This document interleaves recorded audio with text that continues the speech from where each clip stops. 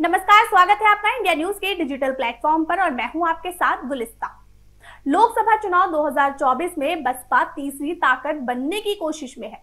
बसपा ने एनडीए में है और ना ही विपक्ष इंडिया में शामिल हुई है। मायावती का पूरा फोकस इस पर है कि तीसरा ऐसा मोर्चा बनाया जाए जो इतना मजबूत हो कि सरकार चाहे किसी की भी बने उसे मजबूर कर दे। यानी राजनीतिक हिस्सेदारी के लिए मायावती ने अपने नए फॉर्मूले पर काम शुरू कर दिया है। माना जा रहा है कि इसके लिए मायावती ओवैसी की पार्टी आईएमआईएम और दूसरे किनारे खड़े दलों को साथ ले सकती है। ऐसे कई मौके आए जब सियासी गठबंधन का बसपा को लाभ भी हुआ। हालांकि 2007 में बसपा ने अकेले अपने दम पर यूपी में पूरे बहुमत की सरकार बनाई, पर इसके अलावा लोकसभा और विधानसभा चुनाव में गठबंधन से बसपा की ताकत ही बढ़ी। अयोध्या में विवादित ढांचे के विध्वंस के प्रदेश में बीजेपी की सरकार पर गिर गई थी। ऐसे में 1993 में विधानसभा चुनाव हुए।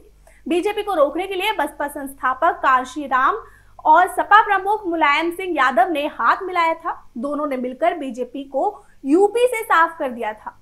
बसपा 164 सीट से लड़कर 67 सीटें जीत गई थी। 12 सीटों से उछलकर बसपा सीधे 67 सीटों पर पहुंच गई।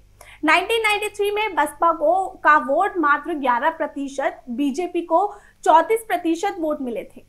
बावजूद इसके गठबंधन बीजेपी पर भारी पड़ गया। मुलायम सिंह यादव मुख्यमंत्री बने थे, लेकिन 1995 में यह गठबंधन टूट गया। बता दें कि बीजेपी के समर्थन से ही बसपा प्रमुख मायावती 1995 में पहली बार उत्तर प्रदेश की मुख्यमंत्री बनी। हालांकि 6 महीने बाद गिर गई, जिसके चलते यूपी में साल 1996 में विधानसभा चुनाव हुए। अब बसपा ने कांग्रेस के साथ गठबंधन कर चुनाव लड़ा। इसका असर सपा के साथ हुई गठबंधन जैसे तो नहीं रहा, पर बसपा के वोटों में खूब बढ़ोतरी हुई।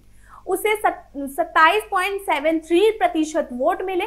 बसपा 300 सीटों पर लड़कर 86 और कांग्रेस 125 सीटों पर लड़कर 33 सीटों जीतने में सफल रही थी। हालांकि ये गठबंधन टूटा और बसपा ने 1997 में बीजेपी के साथ मिलकर सरकार बना ली थी। 2014 के लोकसभा चुनाव में बसपा पूरी तरह से साफ हो गई। बसपा का एक भी उम्मीदवार नहीं जीता। आखिरकार पिछले चुनाव यानी कि 2019 में 26 साल बाद फिर बसपा सपा आरएलडी के साथ गठबंधन में आई।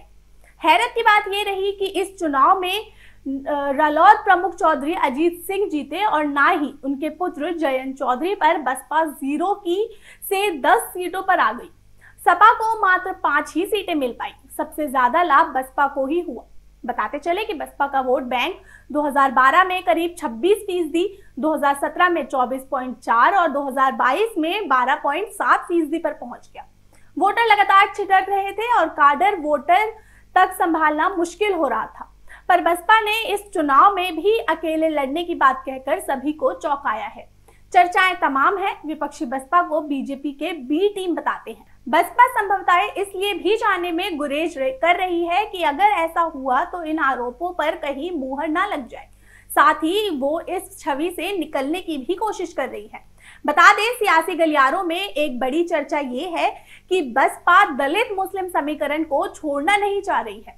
दलित वोटर तो उनके पास ही है, वो मुस्लिम वोटर पर दांव खेलने के लिए रणनीति बना रही है। बताया जा रहा है कि इसके लिए बस और ओवैसी की party All India Majlis-e Ittehadul Muslimeen एक साथ आ सकते हैं। ये यूपी में दोनों के लिए एक बड़ी उम्मीदों का मंच हो सकता है। बसपा लगातार मुस्लिम वोटर्स को ये समझाने की कोशिश कर रही है कि सपा के साथ जाने से उन्हें लाभ नहीं हुआ है। पूरी ताकत के बावजूद सपा रालोद मिलकर यूपी में बीजेपी को नहीं रोक सके। वो अगर बसपा के साथ आ जाते हैं तो बात बन जाएगी।